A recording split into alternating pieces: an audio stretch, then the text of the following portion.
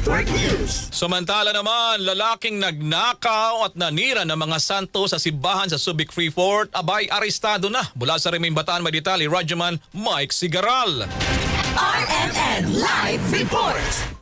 Inaresto ng mga otoridad ng Subic Bay Metropolitan Authority o SBMA ang suspect sa pagnanakaw at paninira sa San Roque Chapel sa loob ng Subic Bay Freeport nitong Lunes. Kinilala ang suspect na si alias Joko, 27 years old, taga Dinalupihan, Bataan. Ay sa ulat, bandang alas 8:15 ng umaga nang i-report ng church caretaker ang paninira sa mga religious statues at altar ng kapilya sa Dewey Avenue, gayon din ang pagkuha umano ng pera mula sa donation box ng simbahan. Agad na nagsagawa ng paghahanap ang mga tauhan ng SBMA, Law Enforcement Department o LED, at naaresto ang suspect ilang minuto matapos ang insidente. Matapos makilala ng mga saksi, isinailalim siya sa dokumentasyon at kalaunan ay itinurn over sa Olongapo City Police Office Station 3 para sa kaukulang aksyon. Kasama sa Central Luzon, Radyoman Mike Sigaral, Tatak, RMN.